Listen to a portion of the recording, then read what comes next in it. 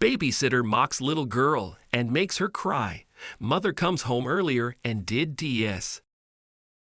A little girl is left in the care of a babysitter by her hard-working mom who doesn't even imagine what goes on behind the scenes until she comes home early one day. What is the most important thing in your life? Is it being successful, respected, loved? For Marla, the question became a lot more complicated when she became a single mom. Yes, she loved her daughter, but she wanted recognition for her talent, and for that, she had to work long hours. Marla enrolled little Fiona in the best daycare, and for those long hours, she hired a highly recommended babysitter. Little Fiona was in good hands, or so Marla thought. Every day, Marla would drop Fiona off at daycare. Then at 5 in the afternoon, Patricia, the babysitter, would fetch her and take her home. By the time Marla arrived, Fiona would have had her bath and her dinner. Marla would go upstairs, tell Fiona a bedtime story, and kiss her goodnight. Patricia made Marla's life so much easier. She didn't have to worry if a meeting ran late. Patricia was there to care for Fiona. But after a few months, Fiona started to become quieter and sadder. On the weekends, she clung to Marla constantly with quiet desperation. "What's wrong, Fiona?" she asked, but her daughter just looked at her with enormous sad eyes. "Do you love me, Mommy?" Fiona would ask. "Of course I do, precious girl," Marla said. What a silly question. Strangely, Marla's reassurance seemed to make things worse, not better. What could be wrong with Fiona?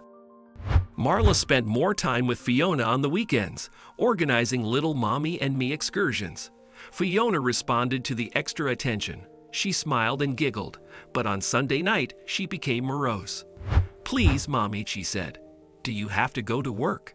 Fiona's plea pricked Marla's conscience, and she reacted harshly. "Yes, I do," she cried. "I have to earn money for everything, food and rent and toys." "I don't have to have toys," Fiona said desperately. "If only you'd come home after daycare. I don't even want presents for Christmas." "That's enough of this nonsense, Fiona," Marla said sharply. "It's time to go to sleep." She kissed her daughter goodnight and turned out the light. She wanted to dismiss her daughter's words, but something wouldn't let her. The next day, Marla found herself leaving work an hour early, rather than several hours later. She was going to surprise Fiona, maybe take her out to her favorite restaurant. Marla opened the front door very quietly and tiptoed in to surprise Fiona, but she was the one who was surprised. "Why do you think your mommy works all the time? So she won't have to see you, that's why," she heard the babysitter say. "That's why she pays me. She even wants me to work weekends." Marla walked into the kitchen and Patricia, who was holding a bowl of soup, dropped it in fright. "Mrs. Mallow," she gasped. "What a surprise. Look, Fiona, what a nice surprise. Mommy's home." "What were you saying to my daughter?" Marla demanded. A dark flush suffused the babysitter's features. Patricia stammered. "I was only—" "I know what you were doing," Marla said coldly. "You're fired." "Please," Patricia whined. "It was a misunderstanding." "I think not," Marla said. "I understood everything perfectly well.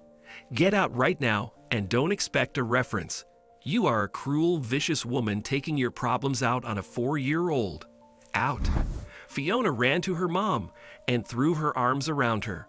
"It's ok, my sweet girl," Marla said tenderly. "Mommy loves you, and from now on, I'm going to be here for you." Marla stopped working late and started picking Fiona up from daycare herself. Between her daughter's safety and well-being and promotion, there really was no contest. Her daughter won every time. What can we learn from this story?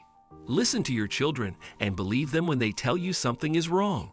Marla was so wrapped up in her work, she didn't see the warning signs that Fiona was being mistreated. No one can care for our children as well as we do. Like so many working moms, Marla had no choice but to resort to daycare. But the woman she chose as a babysitter was not what she appeared to be.